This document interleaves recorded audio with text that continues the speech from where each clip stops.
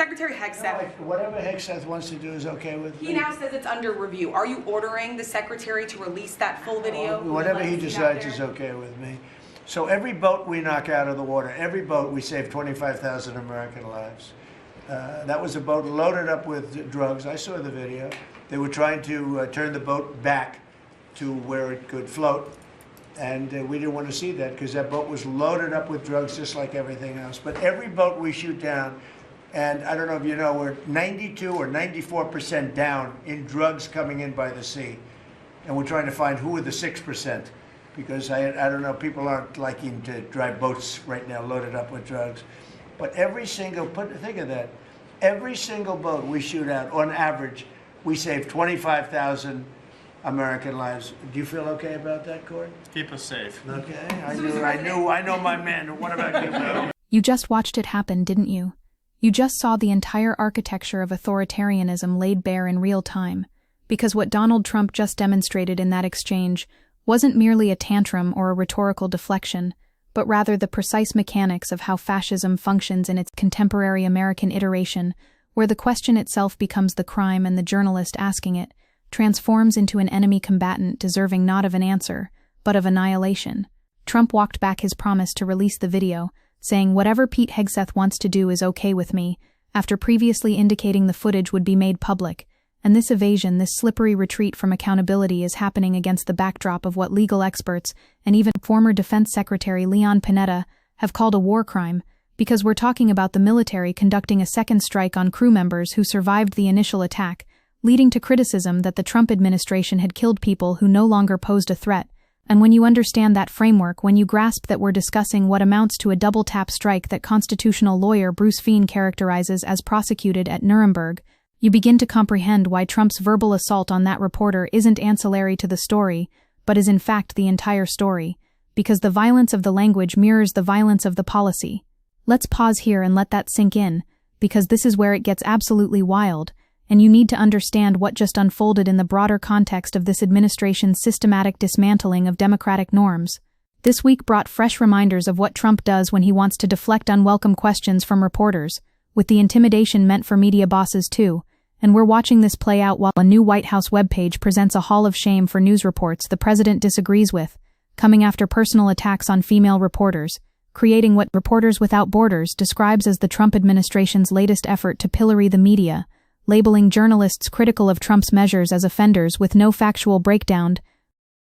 The pattern here isn't subtle, and it isn't new, but it has accelerated to a fever pitch that should terrify anyone who understands that press freedom isn't some abstract constitutional nicety, but is rather the foundational infrastructure that prevents democracies from collapsing into autocratic nightmares. And what you witnessed in that clip was Trump deployed his signature tactic of turning a legitimate question about transparency and potential war crimes into a referendum on the reporter's character, her professionalism, her very right to ask questions in the first place. Now here's where this gets absolutely insane, and you need to pay attention, because the Venezuela boat strike controversy represents something far more sinister than a single questionable military operation. The story of the already legally dubious attack has become one of the biggest controversies of the second Trump administration, with revelation of a second strike finishing off survivors, and importantly, the administration can't seem to get its story straight, with its account of events changing repeatedly. And when you examine the details, the whole justification starts to crumble, because the military official who oversaw the operation told lawmakers the vessel was heading to link up with a larger vessel headed for Suriname, which is significant, because Suriname is much more likely to be a stop for drugs destined for Europe, not the United States, with the State Department confirming that Suriname is a transit country for cocaine likely destined for Europe. So we're killing people without due process based on intelligence that keeps shifting, intelligence that may not even support the administration's core claim that these boats threaten American lives. And when reporters dare to ask about this, when journalists have the audacity to demand accountability, Trump's response is to unleash a torrent of verbal abuse that would make any authoritarian proud. The philosophical framework here draws directly from Hannah Arendt's analysis of totalitarianism, where the goal isn't merely to suppress dissent, but to make the very concept of objective truth irrelevant, to create what she termed a reality where everything is possible and nothing is true. And Trump's assault on that reporter serves this exact function, because by making the question itself an act of hostility, by reframing accountability as aggression, He's performing what Umberto Eco identified as one of fascism's core characteristics, which is the rejection of analytical criticism, where disagreement becomes treason and inquiry becomes insult. When pressed by ABC News about accountability for the attack, Trump said this is war, although Congress has not authorized war, when there it is the entire game revealed, because he's declaring war unilaterally. He's claiming wartime powers without congressional authorization. He's asserting the right to kill with impunity, and when the press asks him to explain himself, he treats the question as an act of war itself. But wait, because it gets even more disturbing, and you absolutely need to understand the full scope of what's happening here. Trump's Democratic critics on Capitol Hill are warning of a potential war crime, and several powerful Republicans are shaken and signaling a rare willingness to rigorously investigate the administration, which means this isn't partisan hysteria, but rather a genuine constitutional crisis, where even members of Trump's own party recognize that something has gone catastrophically wrong, and yet when confronted with basic questions about releasing the full video, about ensuring transparency, about holding people accountable for potentially illegal killings, Trump's response is to verbally brutalize the journalist and dodge responsibility. The video shown in congressional briefings was described as very disturbing by senators, so disturbing in fact that Senator Mark Warner called it very disturbing while discussing it, and the administration's refusal to release this footage to the public while simultaneously being very quick to release video of the initial strikes, posting it to social media the same day, and repeatedly releasing videos of subsequent strikes, tells you everything you need to know about what they're hiding.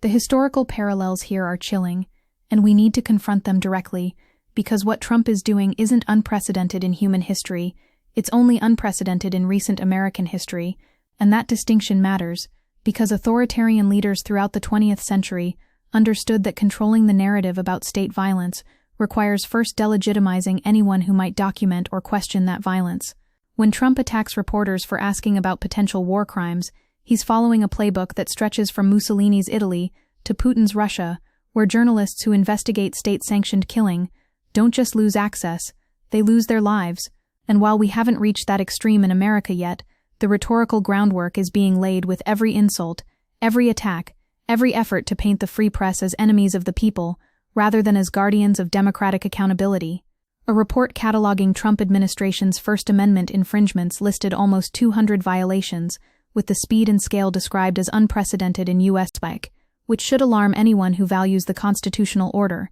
because we're not talking about normal political friction between an administration and the media, but rather a systematic campaign to dismantle the institutional checks that prevent executive tyranny. And here's something that should make your blood boil, because it reveals the sheer moral bankruptcy at the heart of this administration's approach. The two survivors were believed to be potentially in communication with other boats and salvaging drugs, and because of these actions they were determined to be still in the fight and considered valid targets, which is the administration's justification for killing shipwrecked survivors clinging to debris, but the Geneva Conventions prohibit targeting civilians or armed forces members who are defenseless and require that the wounded be collected and cared for. So we're watching an administration that claims to champion American values and American strength openly violating the laws of war that the United States helped establish after World War II specifically to prevent the kind of atrocities that the Nazis committed. And when journalists ask about this violation, when they seek to inform the American public about actions taken in their name, Trump's response is pure deflection wrapped in verbal violence, claiming that every boat we shoot down saves 25,000 American lives, which is a statistic so absurd, so utterly without foundation that it would be laughable if it weren't being used to justify extrajudicial killings. Let's talk about the broader pattern of attacks on press freedom, because what you witnessed in that clip doesn't exist in isolation, but forms part of a comprehensive assault on the Fourth Estate that should terrify anyone who understands democratic theory. Trump told Bloomberg reporter Catherine Lucy "Quiet Piggy" when asked about Jeffrey Epstein files, and he chided ABC's Mary Bruce for asking a horrible, insubordinate question, saying, "You're all psyched up, somebody psyched you over at ABC," and these aren't isolated incidents of a president losing his temper, but rather calculated performances designed to intimidate, to humiliate, to make the cost of asking tough questions so personally degrading that journalists will self-censor out of fear. Trump has escalated attacks on women reporters in recent weeks, calling them stupid, ugly, and piggy, with press freedom groups condemning his verbal escalations as an unmistakable pattern of hostility. Padowed, and notice how the targets are predominantly women, because the misogyny and the authoritarianism are inseparable. They're both expressions of a worldview that cannot tolerate challenge or accountability, and that seeks to dominate through degradation. The international implications here are staggering, and we need to grapple with them because American press freedom has historically served as a model and a benchmark for democratic societies worldwide. But the Committee to Protect Journalists reports that freedom of the press is no longer a given in the United States, and the U.S. has fallen to 55th out of 180 countries in the World Press Freedom Index, its lowest ever ranking.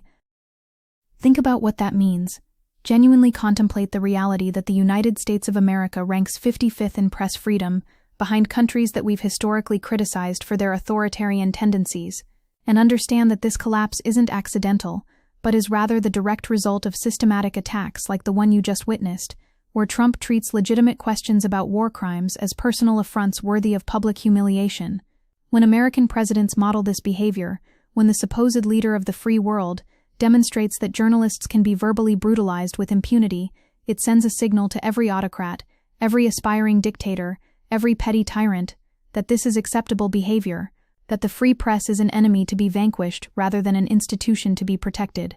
Now let's examine the specific claims Trump makes in that exchange, because they're so wildly disconnected from reality that they deserve their own analysis. He says every boat we shoot down results in saving 25,000 American lives, which if taken literally would mean that the more than 80 people killed in over 20 strikes through November have somehow saved 2 million American lives. A claim so statistically absurd that it insults the intelligence of anyone listening, but that's precisely the point, because authoritarian rhetoric doesn't need to be true, it only needs to be repeated often enough that it creates an alternative reality, where facts become negotiable and evidence becomes optional. He claims they're 92 or 94% down in drugs coming in by the sea, without providing any evidence for this assertion, without citing any data, without offering any verifiable proof, because in Trump's epistemological framework saying something makes it true, and questioning it makes you an enemy. Trump claimed these people were killing our people by the millions, and that last year we lost close to 300,000 people,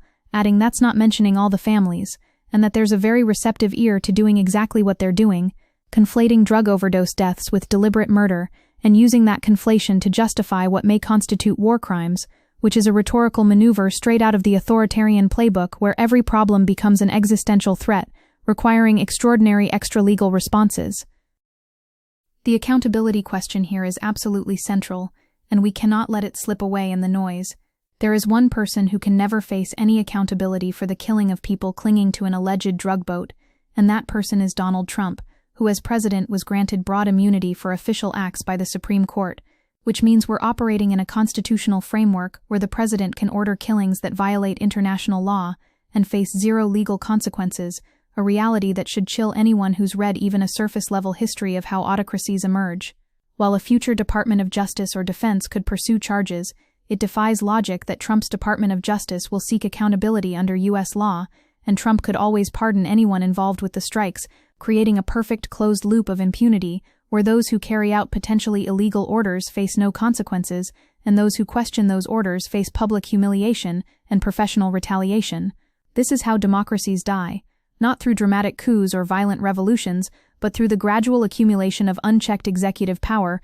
combined with the systematic intimidation of anyone who might document or resist that accumulation. And here's what should keep you up at night, because it speaks to the deeper crisis we're facing. Defense Secretary Pete Hegseth's lack of experience, abrasive manner and rejection of military ethical and legal safeguards is threatening to make him a political burden. With Democrats demanding his resignation, Senator Warner expressed concerns about Hegseth's pattern of putting our uniformed military in harm's way or under duress, which means we have someone running the Pentagon who apparently doesn't believe in the rules of war, who sees legal and ethical constraints as bureaucratic impediments rather than as essential safeguards against atrocity. And when reporters ask about this, when journalists seek to hold him and the president accountable, the administration's response is verbal assault and stonewalling. The Washington Post reports it was SEAL Team 6 that carried out the boat strike that many experts say is illegal, and you need to understand the significance of that because SEAL Team 6 is America's most elite special operations unit.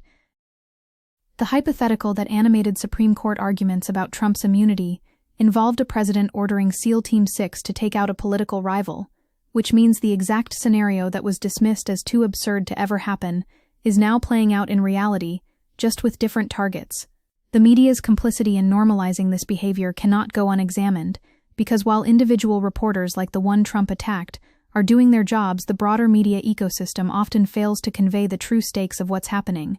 ABC issued no statement defending Bruce, even though colleagues in journalism groups did, which represents a catastrophic failure of institutional courage, because when media organizations won't even defend their own journalists against presidential abuse, they're signaling that such abuse is acceptable, that it's just politics as usual, that there's no red line beyond which they'll collectively resist.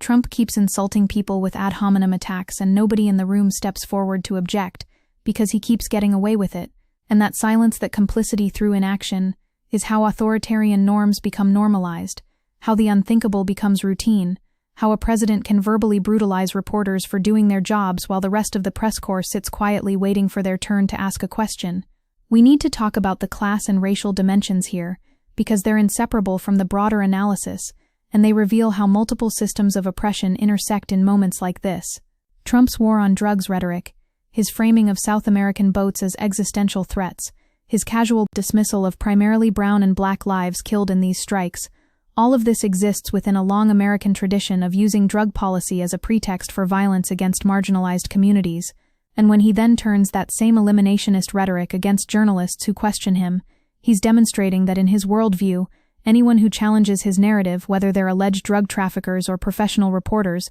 occupies the same category of enemy. Trump has a history of lashing out at women reporters, but the attacks have escalated during his second term.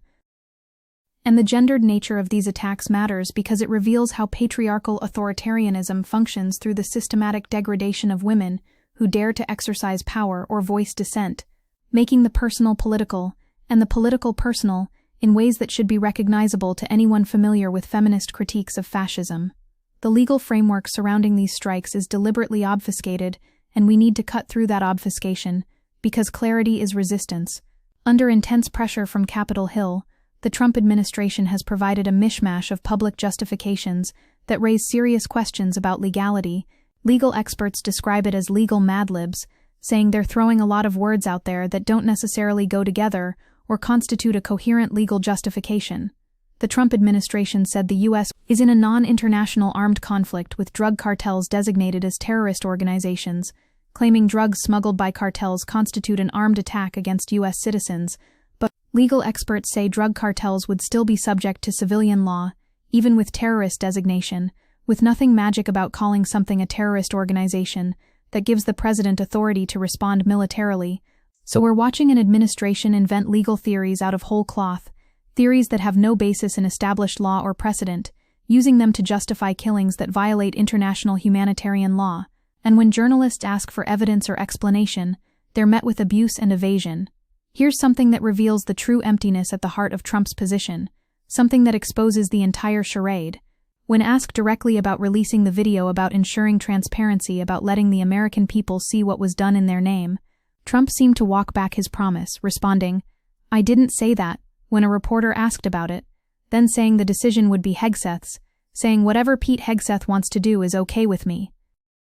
Which is a masterclass in leadership abdication, where the president claims ultimate authority to order strikes but zero responsibility for transparency about those strikes. He wants the power to kill without the accountability that must accompany such power, and that combination of unlimited authority and zero transparency is the precise recipe for atrocity. It's the formula that has produced every major human rights catastrophe in modern history, and we're watching it unfold in real time, while reporters who ask about it get called terrible and obnoxious and subjected to public humiliation. The comparison to previous administrations matters here, because while every president has had fraught relationships with the press, Trump represents something qualitatively different. In October 2017, Trump abolished the Obama-era approval system in favor of a looser, decentralized approach, giving military and CIA officials discretion to launch drone strikes without White House approval, and this policy reduced accountability for drone strikes. Trump designated large areas in Yemen and Somalia as areas of active hostilities, exempting them from disclosure,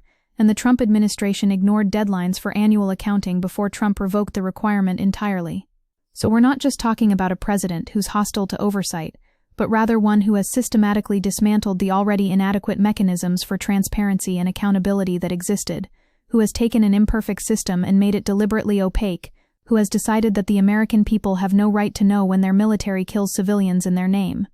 Under Trump, An already opaque and murderous set of rules has become even more widely applied, and ever less accountable, which contextualizes the verbal assault you witnessed in that clip, because the attack on the reporter is continuous with the attack on transparency, both serving the same authoritarian function of insulating power from scrutiny. The Venezuela situation specifically reveals the imperial dimensions of Trump's worldview, and we need to name that imperialism explicitly. Trump threatened attacks on drug cartel targets on land in Venezuela would begin very soon, and declared the country's airspace should be considered closed,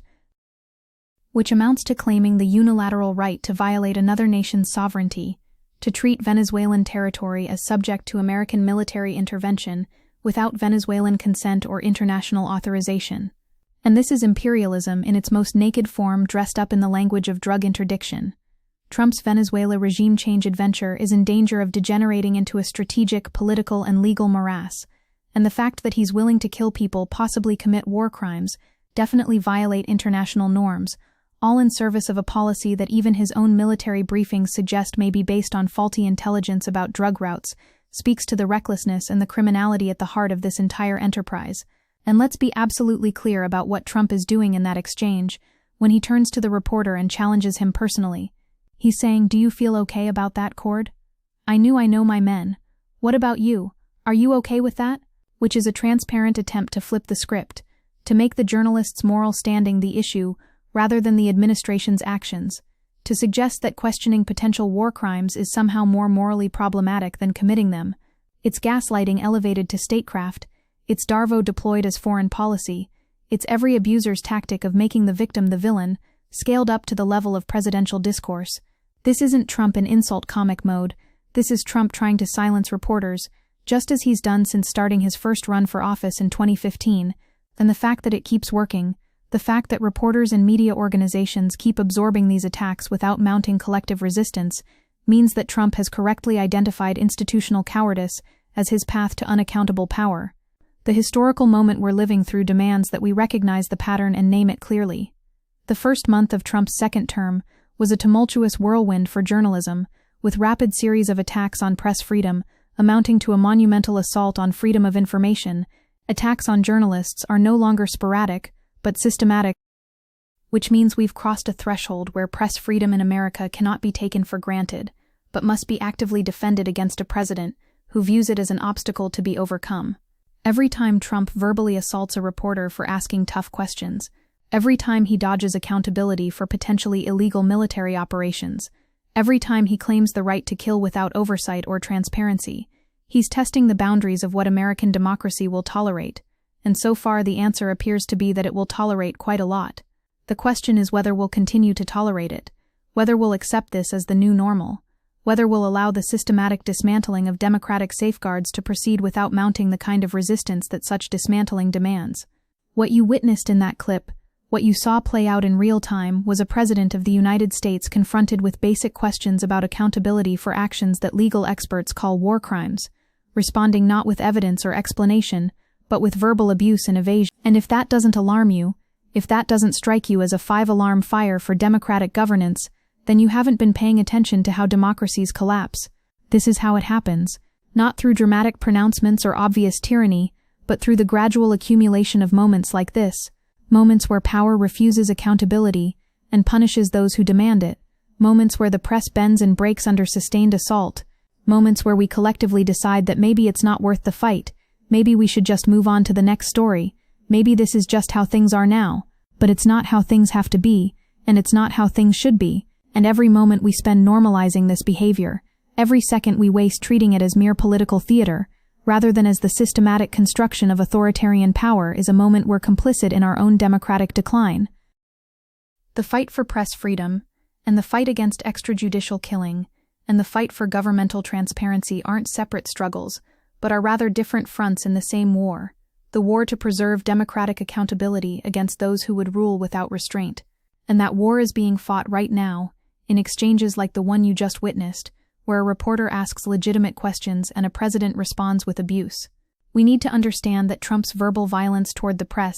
isn't incidental to his potential war crimes, but is rather essential to them, because accountability requires information, and information requires journalists who are willing to ask hard questions, even when those questions are met with personal attacks and professional retaliation. If we allow the press to be intimidated into silence, if we accept that asking about potential war crimes makes you a terrible reporter deserving of public humiliation, then we've already surrendered the battle. We've already accepted that power will operate without oversight. We've already decided that American democracy was a nice experiment, but not worth defending when things get hard. The clip you watched wasn't just Trump being Trump, wasn't just another day at the office, wasn't just politics as usual, but was rather a window into the authoritarian logic that animates this administration, a logic that views accountability as weakness, and transparency as betrayal, and dissent as treason, and we either recognize that logic for what it is and resist it collectively, or we wake up one day to discover that American democracy died, while we were too busy being civil, too invested in access, too afraid of being called biased to defend the very institutions that make journalism and truth and accountability possible in the first place.